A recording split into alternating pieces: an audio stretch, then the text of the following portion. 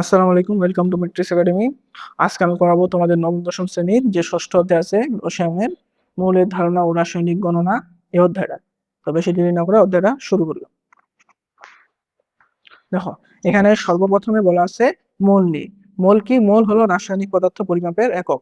অর্থাৎ আমাদের যেগুলো রাসায়নিক পদার্থ আছে এইগুলাকে আমাদেরকে তো অবশ্যই আমরা পরিমাপ করি এবং সেটা পরিমাপকে আমরা একটা একক দিয়ে প্রকাশ করতে হবে। সেই এককটা হচ্ছে কি আমাদের মোল।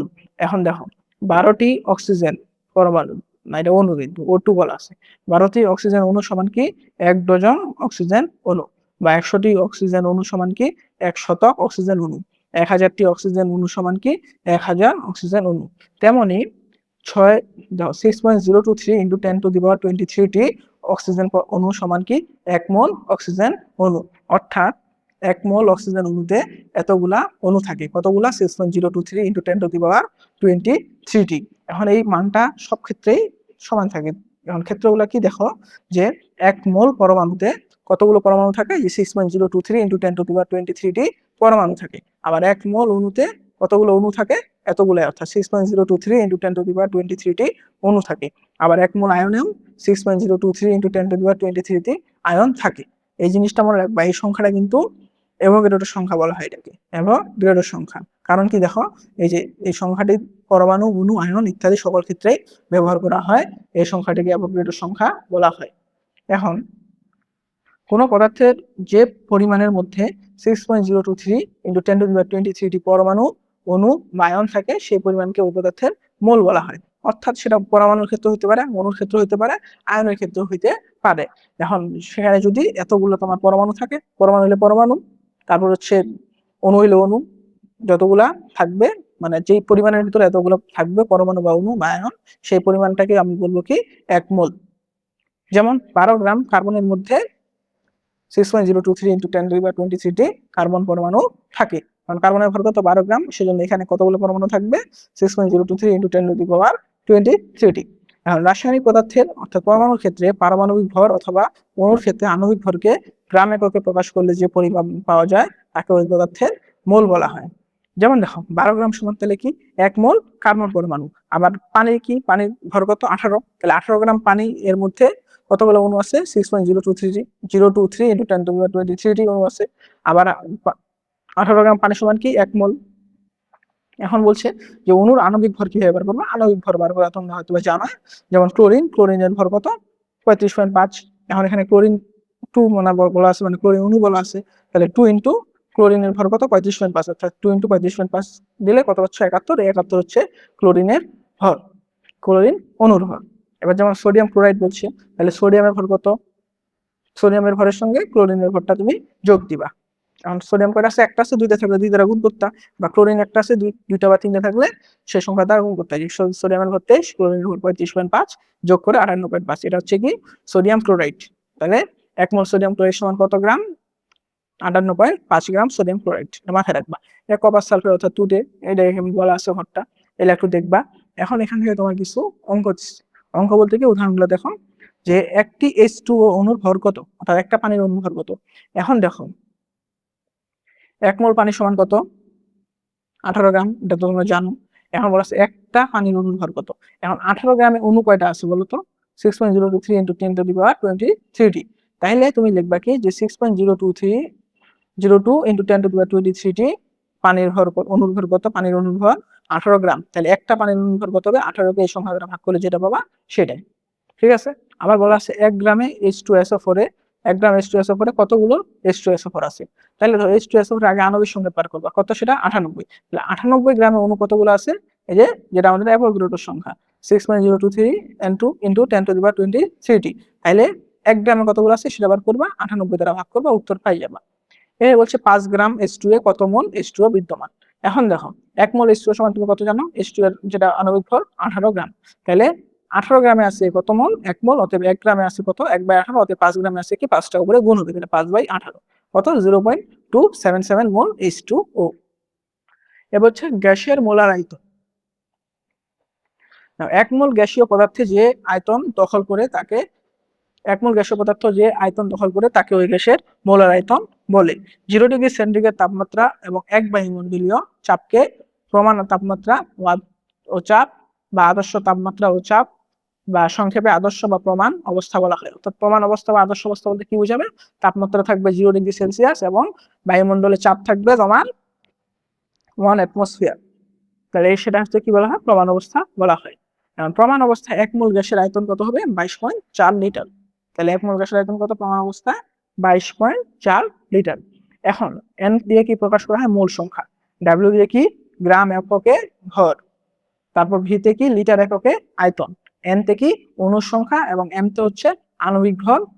তাহলে আমরা লিখতে পারবো n = w বাই m বা n = v বাই 22.4 অথবা n = n বাই যে অ্যাভোগাড্রোর সংখ্যাটা। এই তিন পদ্ধতিতে আমরা শুধু n এর মানটা বার করতে পারবো। n কি? অর্থাৎ মোল সংখ্যা।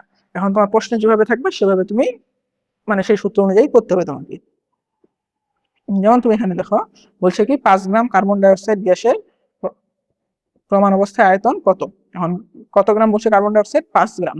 তার মানে না 5 মোল কার্বন ডাই অক্সাইড, সরি 5 মোল কার্বন ডাই অক্সাইড গ্যাসের প্রমাণ অবস্থায় আয়তন কত, অর্থাৎ ভি এর মান চাইছে। কিসের মান? এই যে ভি এর মান। এখন দেখো এই ভি এর মানটা তুমি কিভাবে বের করবে? সূত্র বসায় দাও। এন এর মান কত? 5, আর এখানে নিচে কি 22.4 তো বসবেই। অর্থাৎ ওখানে এন এর মান বলা আছে যে n = v বাই 22.4, এখানে এন এর মান বলা আছে, ভি এর মান লাগবে। ভি এর মান বার করতে কত? এখানে যে ধরো এটা পরে কোনাকুনি গুণ হয়ে যাবে, ভি এখানে থাকবে, গুণ হয়ে 112 লিটার। এই সূত্র দিয়ে ভাবে অঙ্কগুলা করবা। এরপরে বলা আছে মোল এবং আণবিক সংকেত। মোল এবং আণবিক সংকেতের মধ্যে একটি সম্পর্ক রয়েছে। কোনো পদার্থের আণবিক সংকেত থেকে প্রাপ্ত আণবিক ভরকে গ্রাম এককে প্রকাশ করলে যে পরিমাণ পাওয়া যায় সেই পরিমাণকে ওই পদার্থের 1 মোল বলা হয়। এটা সংজ্ঞা। এখন পানির আণবিক সংকেত কত? H2O। পানির আণবিক ভর কত? 18। অতএব 18 গ্রামকে 1 গ্রাম আণবিক ভর বা 1 মোল পানি বলা হয়। এখন এখানে দেখা যাচ্ছে যে মোলকে গ্রাম আণবিক ভরও বলা হয়, কিন্তু এটা মাথায় রাখবো, গ্রাম আণবিক ভরও মোল একই জিনিস, মানে গ্রাম আণবিক ভর আর মোল একই জিনিস। আর আণবিক সংকেত থেকে তুমি কি কি তথ্য পাও একটা মোলের, সেটা তুমি দেখো। যেমন H2 এর আণবিক সংকেত থেকে যে যে তথ্য পাওয়া যায়, H2 এর নাম কি? পানি। এক অণু পানির সংকেত কি? H2O। 1 মোল পানির সংকেত কি? H2O। 1 মোল মানে 1 অণু H2 এ 2টা হাইড্রোজেন পরমাণু, একটা অক্সিজেন পরমাণু থাকে। 1 মোল H2 এ 2 মোল হাইড্রোজেন পরমাণু এবং 1 মোল অক্সিজেন পরমাণু থাকে। এগুলা তুমি পাচ্ছ। এছাড়া আরো এগুলো তো আছে, এগুলা তুমি একটু দেখে নিবা। এরপর হচ্ছে মোলার দ্রবণ। দেখো দ্রবণ জিনিসটাকে তোমাদেরকে বুঝি। ধরা যাক কোনো দ্রাবকে একটি দ্রব দ্রবীভূত আছে। একটি নির্দিষ্ট তাপমাত্রায় 1 লিটার দ্রবণের মধ্যে যদি 1 মোল দ্রব দ্রবীভূত থাকে তবে এই দ্রবণকে মোলার দ্রবণ বলে বা 1 মোলার দ্রবণ বলা হয়। অর্থাৎ 1 লিটার দ্রবণ যেটা থাকবে 1 লিটার হতে হবে, এই 1 লিটারের মধ্যে 1 মোল দ্রব দ্রবীভূত থাকতে হবে, তবে এই দ্রবণকে আমি বলবো মোলার দ্রবণ বা 1 মোলার দ্রবণ। এখন 1 লিটার দ্রবণে যদি 2 মোল দ্রব দ্রবীভূত থাকে তাহলে সেটাকে কি বলবা? 2 মোলার দ্রবণ। 3 মোল থাকলে 3 মোলার দ্রবণ। এখন এখানে দেখো দ্রবণ কি? অবশ্যই সেখানে দ্রব থাকবে এবং দ্রাবক থাকবে। এখন দ্রব এবং দ্রাবক অনেকে বুঝে না, সেটা বুঝাই দিতে হবে। যেমন দেখো একটি গ্লাসে প্রায় অর্ধেক পানি নাও, সেই পানিতে সামান্য পরিমাণ খাবার লবণ নিয়ে তা একটি চামচ দিয়ে মেশাও। দেখা গেল পানিতে লবণ মিশে গেছে বা পানিতে আর লবণ দেখা যাচ্ছে না। অর্থাৎ তুমি দেখো পানিতে কি মিশাইলা? লবণ মিশাইলা। এখন পুরাটাই কি হইলো? একটা তোমার লবণ এবং পানি উৎপন্ন হইলো, এটাকে তুমি বলবা দ্রবণ। আর পানি হচ্ছে এখানে তোমার দ্রাবক, আর দ্রব কোনটা? লবণটা। অর্থাৎ যে জিনিসটা আমি দ্রবণে মিশাবো সেটা হচ্ছে কি? দ্রব। আর আর দ্রব এবং দ্রাবক মিলে হয় তোমার দ্রবণ। এখন লঘু দ্রবণ এবং গাঢ় দ্রবণ বলা আছে। লঘু দ্রবণ কখন হবে? দেখো তুমি ধরে নাও 10 গ্রাম পানি নিলাম, দেখো এখানে তুমি একটা গ্লাস নিলা, এখানে 10 গ্রাম পানি আছে। এখানেও আরেকটা গ্লাস নিলে, এখানেও 10 গ্রাম পানি আছে। এখানে তুমি লবণ মিশাইলা 5 গ্রাম, এখানে মিশাইলা 7 গ্রাম। এখন দেখো এখানে একটা দ্রবণ তৈরি হলো, এখানেও তৈরি হলো। এখন তোমার এখানে লবণের পরিমাণ বেশি না এখানে বেশি? এখানে লবণের পরিমাণ বেশি, অর্থাৎ দ্রবের পরিমাণ বেশি। যেখানে দ্রবের পরিমাণ বেশি থাকবে সেটা হচ্ছে তোমার গাঢ় দ্রবণ, আর যেখানে দ্রবের পরিমাণ কম থাকবে সেটা হচ্ছে কি? লঘু দ্রবণ। তাহলে এটা একটু রিডিং করে নেবে তোমরা। এরপর হচ্ছে তোমার এখানে কিছু কথা বলা আছে যে 0.5 মোল হলে সেটাকে কি বলা হয়? সেমিমোলার। আর 0.1 মোল হলে সেটাকে বলা হয় ডেসিমোলার। এই লাইনটা এমসিকিউতে আসে বা প্রশ্ন তো অনেক সময় বলে থাকে যে সেমিমোলার দ্রবণ, অর্থাৎ তখন তোমার মানটা ধরে নিতে হবে 0.5, আর ডেসিমোলার বললে 0.1। এখন দেখো বিভিন্ন মোলারিটির দ্রবণ প্রস্তুতকরণ, অর্থাৎ এখানে একটা তোমার সূত্র আছে। সূত্রটা কি? দেখো গ্রাম এককে দ্রবের ভর ইকুয়াল দ্রবণের মোলারিটি ইন্টু মিলিলিটার এককে দ্রবণের আয়তন ইন্টু দ্রবণের আণবিক ভর। গ্রাম এককে দ্রবের ভর কি? ডাব্লিউ মোলারিটিকে এস দ্বারা প্রকাশ করা হয়, আর আয়তনকে ভি দ্বারা, আর দ্রবের আণবিক ভরকে এম দ্বারা। তাহলে সূত্র কি পাবা? W equal to S V M by 1000, অর্থাৎ উপরে থাকবে এস ভি এম, নিচে 1000। এই সূত্র দিয়ে তোমার অঙ্ক আসবে। অঙ্কগুলা কি দেখো, যেমন এখানে বলা আছে তোমার 200 মিলিলিটার আয়তনিক ফ্লাক্সে 0.2 মোলার সোডিয়াম ক্লোরাইড কিভাবে প্রস্তুত করব। অর্থাৎ আয়তন ভি বলা আছে, কত মোলার, এস এর মান বলা আছে 0.2, সোডিয়াম ক্লোরাইড এখান থেকে এম এর মান পাবা। অর্থাৎ এখানে চাইছে কি তোমার ডাব্লিউ এর মান, অর্থাৎ কিভাবে প্রস্তুত করবো, কি পরিমাণ মিশাইতে লাগবে আমাকে।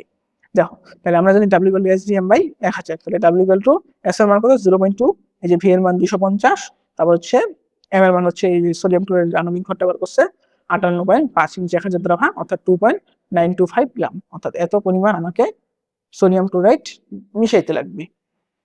এই যে দেখো এখানে আরো অনেকগুলো উদাহরণ দেওয়া আছে, উদাহরণটা তোমরা একটু দেখবা ওই একই সূত্র দিয়ে উদাহরণ। অর্থাৎ দেখা যাচ্ছে এখানে ডাব্লিউ এর মান, ভি এর মান, তারপর হচ্ছে অর্থাৎ বলতে যাচ্ছি যে তোমার দেখো ডাব্লিউ এস ভি এম এই তিনটা মান দেওয়া আছে, ভি এর মান লাগবে। তখন তুমি কি ব্যবহার করবা? সূত্রটা একটু সাজিয়ে নিবা, এইটুকুই ভি এর মানটা বার করবা, বাকি মানগুলো বসাই দিই। ওগুলো একটু সবগুলো অঙ্ক দেখাইছি। এখন যৌগের মূলে শতকরা সংযুতি, দেখো একটা ইম্পর্টেন্ট জিনিস। কোন যৌগের 100 গ্রামের মধ্যে কোন মৌল যত গ্রাম থাকে তাকে ওই মৌলের শতকরা সংযুতি বলে। যৌগের আণবিক সংকেত থেকে ওই যৌগে বিদ্যমান মৌলের সমূহের শতকরা সংযুতি বের করা যায়। অর্থাৎ আমি HCl বললাম, এখন আমি যদি বলি HCl এ হাইড্রোজেন এবং ক্লোরিন আছে না, কারণ হাইড্রোজেন কত পার্সেন্ট আছে, ক্লোরিন কত পার্সেন্ট আছে, এটা আমি বার যদি করতে যাই সেটা হচ্ছে তোমার শতকরা সংযুতি। এখন দেখো HCl এ H ও Cl এর শতকরা সংযুতি হিসাব দেখানো হলো। এখন তোমার সূত্র কি দেখো, যে মৌলের মানে যৌগের একটা মৌল তুমি ধরলা, যেমন এখানে হাইড্রোজেনের মৌল আমি যদি ধরি, যে হাইড্রোজেনের শতকরা সংযুতি কি হবে, যে মৌলটা ধরবো ওই মৌলের পারমাণবিক ভর এর সঙ্গে ওই মৌল কতগুলো আছে সেটা গুণ যাবে, তার সঙ্গে 100 গুণ যাবে, আর নিচে ভাগ যাবে হচ্ছে আণবিক ভর দ্বারা। আণবিক ভর দ্বারা আমি ভাগ দেব। যেমন দেখো আমি যদি বলতে চাই যে HCl হাইড্রোজেন কত গ্রাম আছে, ক্লোরিন কত গ্রাম আছে, এটা বার করবো। তাহলে H উপরে কি বসবে, হাইড্রোজেনের ভর কত 1, কিন্তু হাইড্রোজেন কয়টা আছে এখানে একটা, তাহলে 1 × 1, এর সঙ্গে আবার গুণ হবে কি 100, নিচে ভাগ যাবে কি HCl এর ভর কত 36.5। এই যে দেখো এখানে হাইড্রোজেন আছে 1 × 100, নিচে হচ্ছে 36.5, আসবে 2.74 গ্রাম, বা এটা পার্সেন্টেজে লিখবা। অর্থাৎ হাইড্রোজেনের শতকরা সংযুতি কত 2.74%। এভাবে ক্লোরিনের কত হবে, উপরে শুধু ক্লোরিন হবে, ক্লোরিন একটা আছে 1 দ্বারা গুণ করলে মানে ওইটাই থাকবে যে 35.5, 36.5 দ্বারা ভাগ, আর এর সঙ্গে 100 গুণ, তাহলে আসবে 97.26 গ্রাম। অর্থাৎ এত গ্রাম হচ্ছে তোমার ক্লোরিন আছে, এত গ্রাম তোমার হাইড্রোজেন আছে। তো এখন আমরা একটা তোমাদেরকে উদাহরণ করে দিই। যেমন এখানে বলছে পানি H2 এর শতকরা সংযুতি বার করতে হবে। যেমন H2O, এখানে একটা হাইড্রোজেন আছে, একটা অক্সিজেন আছে, তাহলে হাইড্রোজেনের শতকরা সংযুতি কি হবে, হাইড্রোজেনের ভর 1 আছে কয়টা, 2টা, ইন্টু 2, এর সঙ্গে আবার গুণ যাবে কি 100, নিচে ভাগ যাবে এটার ভর কত 18, তাহলে আসবে এখানে তোমার 11.11 গ্রাম, বা পার্সেন্টেজে তুমি লিখতে পারবা 11% আমার 11.11% আমার হাইড্রোজেন আছে। তারপরে এইভাবে তুমি কিসে বার করবা, অক্সিজেনের বার করবা। অক্সিজেনের ক্ষেত্রে কি হবে, অক্সিজেন একটা আছে, তাহলে অক্সিজেনের ভর কত তোমার, অক্সিজেনের হচ্ছে তোমার 16, এর সঙ্গে গুণ যাবে অক্সিজেন একটা ইন্টু 100, নিচে হচ্ছে ভাগ 18, তাহলে অক্সিজেনের তোমার কত আসবে, এখানে হিসাব করবা, অক্সিজেনের আসবে তোমার 88.89%। এখন দেখো যখন দুইটা মৌল বলবে তখন তুমি এটা পরের মৌলটার ক্ষেত্রে নাম্বার করলেও হবে, কারণ দেখো 100% এর ভিতর হাইড্রোজেন আছে এবং অক্সিজেন আছে, তার ভিতরে আমি দেখলাম 100% এর ভিতর হাইড্রোজেন আছে 11.11%, তাহলে অক্সিজেন কত হবে, 100 থেকে এটা বাদ দিলে তুমি এটা পাবা। এটা বইয়ে এভাবেই করছি। যেমন এখানে আরেকটা উদাহরণ দিচ্ছে, H2SO4 এ হাইড্রোজেন, সালফার এবং অক্সিজেনের শতকরা সংযুতি নির্ণয় করো। তো একই নিয়মে তোমরা করবা।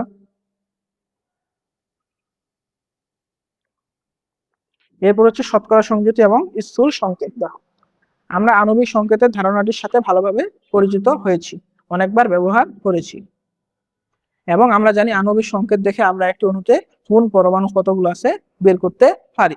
একটি অণুতে বিভিন্ন পরমাণুর সংখ্যার অনুপাত বোঝানোর জন্য স্থূল সংকেত এর ধারণাটি প্রবর্তন করা হয়েছে।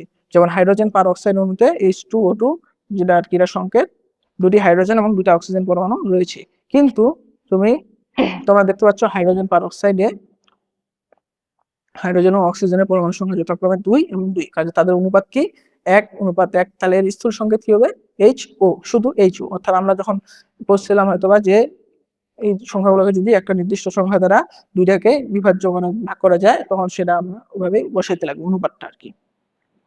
এখন দেখো যে শতকরা সংযুতি থেকে স্থূল সংকেত তোমাকে বার করতে হবে। ধাপ কি? মৌলসমূহের শতকরা সংযুতিকে পারমাণবিক ভর দ্বারা ভাগ করতে হবে।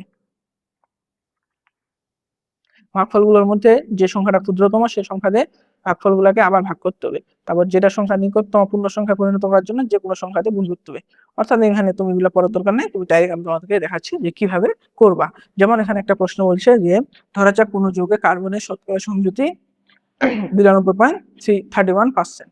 এখন হাইড্রোজেনের শতকরা সংযুতি 7.69%। যৌগটির স্থূল সংকেত বের করো। এখন দেখো প্রশ্নে অনেক সময় তোমার শুধু কার্বনের শতকরা সংযুতি বলা থাকতে পারে, হাইড্রোজেনেরটা না বলা থাকতে পারে। তখন তুমি কি করবা? বার করে নেবা। কিভাবে বার করবা? 100 থেকে এটা বিয়োগ দিবা, বিয়োগ দিলে এটা পাবা। এটা হচ্ছে তোমার হাইড্রোজেনের, কারণ এখানে দুইটা মৌল নিয়ে কিন্তু গঠিত, তিনটা মৌল নেই। কাজে একটা মৌল দেওয়া থাকলে আরেকটা মৌল 100 থেকে বিয়োগ করলে তুমি পাই যাবা। এখন প্রথমে মৌলগুলো শতকরা সংযুতিকে কি করতে বলছে? পারমাণবিক ভর দ্বারা ভাগ করতে বলছে। তাহলে দেখো এ কার্বনের শতকরা সংযুতি কত? 92.31%। এটাকে ভাগ দিব কি? এর ভর দ্বারা 12 দ্বারা। কত পাইছি? 7.69%। 7.69% না। আর হাইড্রোজেনের কিভাবে ভাগ করবা? হাইড্রোজেনের দেখো শতকরা সংযুতি 7.69, একে 1 দ্বারা ভাগ করবা, এর ভর 1, তাহলে 7.69। এখন দেখো এই দুইটার সংখ্যা সমান আসছে।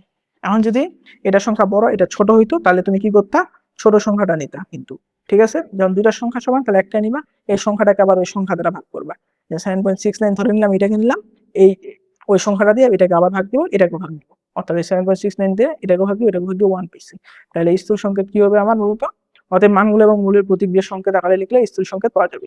এবং যৌগের স্থূল সংকেত হবে C1H1 অর্থাৎ CH। 1 তো আর লিখতে হয় না। আবার দেখো এটা একটু সহজ ছিল হয়তো বা, এটা দেখো হাইড্রোজেনের বলা আছে, সালফারের বলা আছে, অক্সিজেনের বলা আছে। এখন বলছে স্থূল সংকেত বের করো, শতকরা সংযুতি দেওয়া আছে। তাহলে যে হাইড্রোজেনের শতকরা সংযুতিকে ভর দ্বারা ভাগ দিবা, সালফারের শতকরা সংযুতিকে তার ভর দ্বারা ভাগ দিবা, অক্সিজেনের শতকরা সংযুতিকে তার ভর দ্বারা ভাগ দিবা। এখন দেখো এই ভাগফল পাইছো না তিনটা, এই তিনটার ভিতর কোনটা ছোট সবচেয়ে? এই যে এটা 1.02। এখন 1.02 দ্বারা এই তিনটা ভাগফলকে ভাগ দিবা। হাইড্রোজেনকে যে 1.02 দ্বারা ভাগ করলে 2, সালফার হচ্ছে ভাগ দিলে 1 আসে, অক্সিজেন 4 আসে। তার মানে সংকেত কি হবে? হাইড্রোজেনের সঙ্গে 2, সালফারের সঙ্গে 1, অক্সিজেনের সঙ্গে 4। এই যে H2S1O4, তাহলে এই যে H2SO4। ঠিক আছে? তাহলে এগুলো তোমরা এখন পারবা। আমরা পরবর্তীগুলোতে যাই। এখন শতকরা সংযুতি থেকে আণবিক সংকেত বার করতে হবে। দেখো কিভাবে বার করবা? কোন যৌগের আণবিক সংকেত বের করার জন্য যৌগের শতকরা সংযুতি থেকে প্রথমে স্থূল সংকেত বার করতে হবে। অর্থাৎ আণবিক সংকেত বার করার জন্য তোমাকে আগে স্থূল সংকেতটা জানতে লাগবে, এটা বাধ্যতামূলক। কোন যৌগের স্থূল সংকেতের ভর যদি ওই যৌগের আণবিক ভরের সমান হয় তাহলে স্থূল সংকেতকেই যৌগের আণবিক সংকেত বলবা। অর্থাৎ যখন আণবিক সংকেত এবং স্থূল সংকেত দুইটার ভর সমান হবে তখন ওই স্থূল সংকেতটাই হবে তার আণবিক সংকেত। কিন্তু যদি কোনো যৌগের স্থূল সংকেতের ভর ওই যৌগের আণবিক ভরের সমান না হয় তাহলে স্থূল সংকেতের ভর থেকে আণবিক ভর কত গুণ বেশি সেটা বার করতে হবে। অর্থাৎ আণবিক সংকেত সমান কি হবে? দেখো স্থূল সংকেত এর সঙ্গে n গুণ। এখন nটা তুমি তো জানো না n কি? n হচ্ছে একটা সংখ্যা, যেটা বার করবা কিভাবে? উপরে দিবা হচ্ছে যৌগের আণবিক ভর, নিচে দিবা স্থূল সংকেতের আণবিক ভর। ভাগ দিয়ে যেটা সংখ্যা পাবা ওই সংখ্যাটা এখানে বসাবা, বসাই গুণ দিবা। এখন দেখো একটা অঙ্ক দেখলে পারবা। ধরা যাক কোনো যৌগের কার্বন 92.31% বলা আছে, হাইড্রোজেন বলা আছে 7.69%। এখন এর আণবিক ভর কতগুলো আছে যৌগটা? 78। এখন বলছে যৌগটির আণবিক সংকেত বের করো। তাহলে আগে তুমি আণবিক স্থূল সংকেতটা বার করবা। এই যে স্থূল সংকেত CH। এখন তুমি দেখো n এর মানটা বার করতে হবে তোমাকে। n এর মান কি? যৌগের আণবিক ভর। এখন যৌগের আণবিক ভর কত দেওয়া আছে? 78। এখন স্থূল সংকেত কত দেওয়া আছে? CH। এর আণবিক ভরটা তুমি বার করবা। এর আণবিক ভর বার করে নিচে বসাবা। তাহলে এটা 12 যোগ 1 3 13 হবে এখানে। তাহলে 18 আর নিচে কি ভাগ যাচ্ছে? 13। তাহলে আসতেছে এখানে 6। এখন এই n এর মানটা যে 6, এটা কি গুণ করতে হবে? পুরো CH এর সঙ্গে গুণ করতে হবে। তাহলে C এর সঙ্গে n টা গুণ হবে, H এর সঙ্গে গুণ হবে, এটা এখানে দেখাইছে। তাহলে C এর সঙ্গে 6 হবে, H এর সঙ্গে 6 হবে। ঠিক আছে? বা C এর সঙ্গে কোনো সংখ্যা থাকলে সেই সংখ্যার সঙ্গে কিন্তু গুণ হইতো। এখন বলছে আণবিক সংকেত থেকে স্থূল সংকেত নির্ণয় করো। অর্থাৎ তোমার আণবিক সংকেত দেওয়া থাকবে, স্থূল সংকেত বার করতে হবে। এটা তো স্বাভাবিক, পারবো। যেমন কোনো যৌগের আণবিক সংকেত থেকে স্থূল সংকেত নির্ণয় করা যায়। ধরা যাক গ্লুকোজ কি C6H12O6, এর স্থূল সংকেত বের করতে হবে। তাহলে স্থূল সংকেত বার করার জন্য কি করবে? আগে পরমাণুগুলা সংখ্যা লিখবা। এখানে কার্বন কয়টা? 6টা, হাইড্রোজেন কয়টা? 12টা, অক্সিজেন কয়টা? 6টা। এই সংখ্যাগুলোর অনুপাত নিবা, অনুপাত নিয়ে সেটাকে যদি কোনো সংখ্যা দ্বারা ভাগ করা যায় ভাগ করে দিবা। যেমন এখানে প্রত্যেকটাকে 6 দ্বারা ভাগ করা যায়, ভাগ করে দিচ্ছি 1 2 1। তাহলে এখানে C এর জায়গায় 1, হাইড্রোজেনের জায়গায় হবে 2, আর অক্সিজেন জায়গায় O1, C1H2O, তাহলে CH2O এটা হচ্ছে তার কোন সংকেত বলতো? স্থূল সংকেত। এভাবে এগুলো বার করবো, তাহলে এমসিকিউর জন্য আসবে। এগুলো তোমাদের একটু ঘ নাম্বার বা গ নম্বরে আসতে পারে। এখন হচ্ছে রাসায়নিক বিক্রিয়া ও রাসায়নিক সমীকরণ। দেখো রাসায়নিক বিক্রিয়া কি, এখানে সংজ্ঞাটা বলা আছে, যদি কোনো পরিবর্তনের ফলে কোনো পদার্থ তার নিজের ধর্ম বৈশিষ্ট্য হারিয়ে নতুন ধর্ম লাভ করে, সেই পরিবর্তনকে রাসায়নিক পরিবর্তন বলা হয়। আর যে প্রক্রিয়ায় রাসায়নিক পরিবর্তন ঘটে সেই প্রক্রিয়াকে রাসায়নিক বিক্রিয়া বলা হয়। কিছু এখানে বিক্রিয়া দেওয়া আছে, দেখো বিক্রিয়াগুলোকে কিভাবে লিখতে হয় সেটাও এখানে তোমাদের দেওয়া আছে। এই যে দেখো, এদিকে সামনে পড়া আছে, আমরা আগে তাহলে এখন দেখো রাসায়নিক বিক্রিয়া কিভাবে করবা। দেখো যে গণিতে যেমন সমীকরণের মাঝে একটা সমান চিহ্ন ব্যবহার করা হয়, তেমনি বিক্রিয়ার বিক্রিয়ক বাম পাশে এবং উৎপাদ ডান পাশে লিখে তাদের মাঝখানে একটা সমান চিহ্ন বা তীর চিহ্ন বসাইতে হয়। এখন দেখো এরা কি বিক্রিয়া করে এটা উৎপন্ন হচ্ছে, তাহলে দেখো এদের আমি এখানে তীর চিহ্ন বসাইছি না, বা সমান, এই দুইটার একটা আমি বসাবো, অর্থাৎ বিক্রিয়ক এবং উৎপাদের মাঝখানে একটা তীর চিহ্ন বা সমান চিহ্ন আমরা বসাবো, অর্থাৎ এই দুইটা বিক্রিয়া করে এটা উৎপন্ন হয়েছে। এখন বিক্রিয়ক সমূহ এবং উৎপাদক সমূহে রাসায়নিক প্রতীক বা সংকেতের মাধ্যমে লেখা হয়।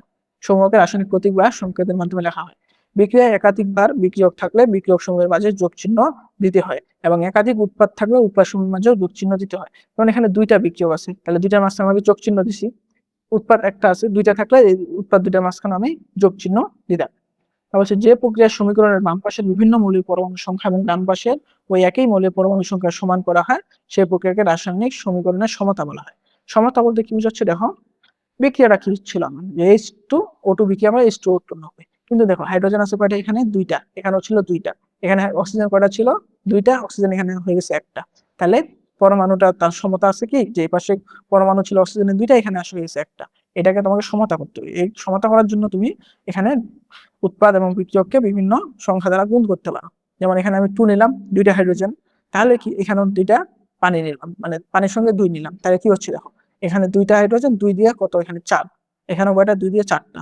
অক্সিজেন যে এখানে দুইটা, এখানেও দেখো দুইটা আছে, তাহলে সমতা হয়ে গেল না? এদিকেও আমার 6টা পরমাণু ছিল, এদিকেও 6টা পরমাণু আছে।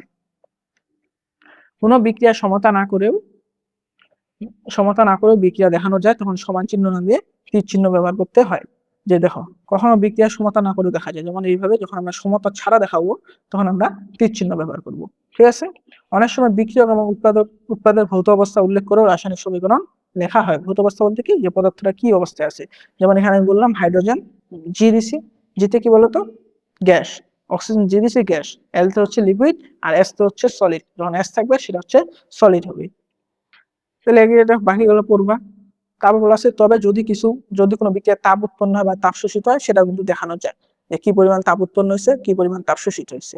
এইগুলো একটু তোমরা রিডিং করবা, রিডিং করলেই পারবা। আর এখানে সমতাকরণ দেখছে, সমতাকরণ তো বললাম যে তুমি এই পাশের সংখ্যা দ্বারা গুণ করবা। যেমন এটা একটা বিক্রিয়া, এটাকে সমতাকরণ করছে, সমতাকরণ করার জন্য গুণ করতে হচ্ছে কিছু সংখ্যা দ্বারা। যেমন এখানে আমি দেখো ম্যাগনেসিয়াম, এখানে HCl এর আগে 2 নিছি, তাহলে কিন্তু আমার জিনিসটা সমতা হয়ে গেছে। এখন এখানে কিছু পদ্ধতি দেওয়া আছে, পদ্ধতিগুলো একটু তোমরা দেখবা। এবারে কি বলা আছে, মোল এবং রাসায়নিক সমীকরণ। নির্দিষ্ট পরিমাণ একটি বিক্রিয়ক অপর একটি বিক্রিয়কের নির্দিষ্ট পরিমাণের সাথে বিক্রিয়া করে নির্দিষ্ট পরিমাণ উৎপাদ উৎপন্ন করে। রসায়নের যে শাখায় বিক্রিয়কের পরিমাণ থেকে উৎপাদের পরিমাণ এবং উৎপাদের পরিমাণ থেকে বিক্রিয়কের পরিমাণ হিসাব করা যায় বা হয়, তাকে স্টয়কিওমেট্রি বলা হয়। রাসায়নিক সমীকরণ থেকে মৌলের হিসাব সংক্রান্ত যে তথ্যসমূহ লেখা হয় তা ওই বিক্রিয়া স্টয়কিওমেট্রি। দেখো এখানে এটা একটা বিক্রিয়া, এখানে তুমি কি বলতে পারবা, যে এখানে 2 মোল ম্যাগনেসিয়াম আছে, তারপর হচ্ছে অক্সিজেন কয় মোল আছে, 1 মোল আছে অক্সিজেন। এগুলা তুমি বলতে পারবা, এগুলা তোমরা নিজেরা পড়লে বুঝা পাবা, এবং উদাহরণগুলো একটু দেখে নিবা। এরপর হচ্ছে তোমাদের যেটা আছে খুবই ইম্পর্টেন্ট পড়া, সেটা হচ্ছে তোমাদের এই যে লিমিটিং বিক্রিয়ক। এই লিমিটিং বিক্রিয়ক এই অধ্যায় থেকে যখন প্রশ্ন আসবে এটা আসবে। আর লিমিটিং বিক্রিয়ক কি দেখো, রাসায়নিক বিক্রিয়ার যে সকল পদার্থ অংশগ্রহণ করে তাদেরকে কি বলা হয়, বিক্রিয়ক, এবং যে সকল পদার্থ উৎপন্ন হয় তাদেরকে বলা হয় উৎপাদ। রাসায়নিক বিক্রিয়া একাধিক বিক্রিয়ক থাকলে বিক্রিয়ার সংগঠনের জন্য সবগুলো বিক্রিয়ক পরিমাণভাবে সরবরাহ করা যায় না, অর্থাৎ তুমি তো পরিমাণ মতো বিক্রিয়ক দিতে পারবা। ফলে দেখা যায় কি, যে একটি বিক্রিয়ক বিক্রিয়া করে শেষ হয়ে যায় এবং অন্য একটি বিক্রিয়ক বিক্রিয়া শেষে কিছু পরিমাণ উদ্ধৃত বা থাকে যায়, অবশিষ্ট থাকে। রাসায়নিক বিক্রিয়া যে বিক্রিয়ক বিক্রিয়া করে শেষ হয়ে যায় সেই বিক্রিয়ককে বলা হয় লিমিটিং বিক্রিয়ক, ঠিক আছে। মানে যেটা বিক্রিয়ক থাকবে এবং যে বিক্রিয়কটা শেষ হয় সেটা হচ্ছে তোমার লিমিটিং বিক্রিয়ক। যেমন দেখো একটা উদাহরণ দিয়ে দেখাই দিই, তাহলে লিমিটিং বিক্রিয়ক কিন্তু তুমি সহজে পারবা। এটা কিন্তু খুবই সহজ, অনেকে কঠিন মনে করে। এই উদাহরণটা দেখলে তোমাদের এটা সহজ হয়ে যাবে। কিভাবে দেখো এখানে করছে, 4টি ম্যাগনেসিয়াম ধাতব পরমাণুর মধ্যে 4টি অক্সিজেন অণু মিশ্রিত করা হলো, এখানে কোন বিক্রিয়াটি লিমিটিং বিক্রিয়ক, মানে কোন বিক্রিয়কটি লিমিটিং বিক্রিয়ক সেটা বার করতে হবে।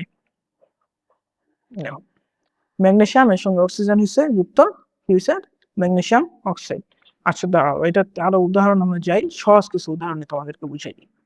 যেমন দেখো 5 গ্রাম হাইড্রোজেন গ্যাসের মধ্যে 75 গ্রাম ক্লোরিন গ্যাস মিশ্রিত করা হলো, এখানে কোন বিক্রিয়কটি লিমিটিং বিক্রিয়ক, অর্থাৎ কোন বিক্রিয়াটা শেষে উদ্ধৃত থাকবে আর কি, কোন বিক্রিয়কটা উদ্ধৃত অর্থাৎ অবশিষ্ট থাকবে সেটা বার করতে হবে। এখন দেখো বিক্রিয়াটাকে লিখে ফেলবা, H2O মানে H2 এর সঙ্গে ক্লোরিন বিক্রিয়া করে HCl উৎপন্ন হয়, তাহলে এখানে সমতা করে নিতে হবে কিন্তু। তাহলে এখন দেখো এখানে হাইড্রোজেন কত গ্রাম, 2 গ্রাম, এর সঙ্গে 71 গ্রাম ক্লোরিন যখন বিক্রিয়া করবে তখন 73 গ্রাম হাইড্রোজেন ক্লোরাইড উৎপন্ন হবে। তাহলে উপরের দেখো বিক্রিয়া সমীকরণ থেকে লেখা যায় যে 2 গ্রাম H2 গ্যাসের জন্য, গ্যাসের সাথে বিক্রিয়া করার জন্য প্রয়োজন কত গ্রাম ক্লোরিন, 71 গ্রাম। এখন প্রশ্নে কি বলা ছিল, 5 গ্রাম গ্যাসের হাইড্রোজেন গ্যাসের মধ্যে 75 গ্রাম ক্লোরিন গ্যাস মিশ্রিত করা হলো, এখানে কোন বিক্রিয়কটা লিমিটিং বিক্রিয়ক। তাহলে দেখো 2 গ্রাম হাইড্রোজেনের জন্য কত গ্রাম ক্লোরিন প্রয়োজন, 71 গ্রাম। তাহলে 5 গ্রাম হাইড্রোজেনের জন্য কত গ্রাম ক্লোরিন প্রয়োজন সেটা বার করলে তুমি বুঝা পাবে যে ক্লোরিন কি অবশিষ্ট থাকতেছে না শেষ হয়ে যাচ্ছে। তাহলে 5 গ্রাম হাইড্রোজেন গ্যাসের সাথে বিক্রিয়া করার জন্য ক্লোরিন কত প্রয়োজন হবে, 71 এর সঙ্গে 5 গুণ, নিচে 2 দ্বারা ভাগ, তাহলে কত আসবে 177.5 গ্রাম। কিন্তু ক্লোরিন এখানে কত আছে, 75 গ্রাম, এই দেখো কিন্তু বিক্রিয়ার জন্য ক্লোরিন দেওয়া আছে 75 গ্রাম, যেটা খুবই কম। তাহলে সেক্ষেত্রে ক্লোরিন এখানে হচ্ছে লিমিটিং বিক্রিয়া, আর অবশিষ্ট কি থাকবে, হাইড্রোজেন থাকবে। ঠিক আছে, এই লাইন তো খুবই সহজ, এভাবে লিমিটিং বিক্রিয়কটা করবা। এরপরে বলা আছে উৎপাদের শতকরা পরিমাণ হিসাব। রাসায়নিক বিক্রিয়ায় ব্যবহৃত বিক্রিয়কগুলো সবসময় 100% বিশুদ্ধ হয় না, যে বিক্রিয়ক সবচেয়ে বেশি বিশুদ্ধ তাকে এনএলআর বা এনএলআর গ্রেড বলা হয়। যদি কোনো পদার্থকে 99% বিশুদ্ধ করা যায় এবং এর চেয়ে আর বেশি বিশুদ্ধ করা সম্ভব না হয়, তখন এই 99% বিশুদ্ধ পদার্থকে এনএলআর বলা হয়। কোনো অবিশুদ্ধ পদার্থকে বিশুদ্ধ করার জন্য ক্যালাসন, পাতন, আংশিক পতন, ক্রোমাটোগ্রাফি, তারপর হচ্ছে ইত্যাদি ব্যবহার করা হয়। এই বিশুদ্ধকরণ পদ্ধতি তোমরা পরবর্তী শ্রেণীতে জানবে।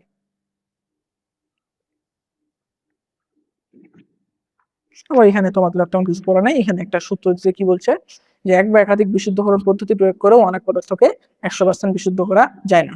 বিক্রিয়ক 100% বিশুদ্ধ না হলে লিমিটিং বিক্রিয়ক থেকে হিসাব করে যে পরিমাণ উৎপাদ হওয়ার কথা রাসায়নিক বিক্রিয়া তার চেয়ে কম পরিমাণের উৎপাদ তৈরি হয়। অর্থাৎ দেখো যে উৎপাদের শতকরা পরিমাণ কি ব্যবহার করবা, বিক্রিয়া হওয়ার পরে প্রকৃত উৎপাদের পরিমাণটা তুমি এর সঙ্গে 100 গুণ করবা, আর হচ্ছে নিচে বসাবো কি রাসায়নিক বিক্রিয়ার সমীকরণ থেকে হিসাবকৃত উৎপাদের পরিমাণ। যেমন দেখো 2 গ্রাম ম্যাগনেসিয়াম ধাতু প্রয়োজনীয় পরিমাণ অক্সিজেনের সাথে বিক্রিয়া করে 3.25 গ্রাম ম্যাগনেসিয়াম অক্সাইড উৎপন্ন করে, আর উৎপাদের শতকরা পরিমাণটা নির্ণয় করো, কত পার্সেন্ট উৎপাদ উৎপন্ন হয়েছে। তোমরা আগে বিক্রিয়া লিখবা, দেখো বিক্রিয়া উৎপন্ন হয়েছে 80 গ্রাম, 48 গ্রাম ম্যাগনেসিয়াম আর হচ্ছে 32 গ্রাম অক্সিজেন বিক্রিয়া হচ্ছে। তাহলে 48 গ্রাম ম্যাগনেসিয়াম থেকে উৎপন্ন হয় 80 গ্রাম ম্যাগনেসিয়াম অক্সাইড, অর্থাৎ 2 গ্রাম ম্যাগনেসিয়াম থেকে উৎপন্ন হবে কত গ্রাম, 3.33 গ্রাম ম্যাগনেসিয়াম অক্সাইড।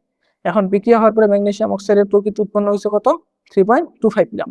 এই যে দেখো এখানে কত উৎপন্ন হয়েছে, প্রকৃতভাবে 3.25 গ্রাম। তাহলে উপরে কোনটা হচ্ছে 3.25, এর সঙ্গে 100 গুণ, নিচে বসবে তোমার যেটা হিসাব করলাম 3.33, বসা কত পাইলাম 97.6%। এটা হচ্ছে তোমার উত্তর।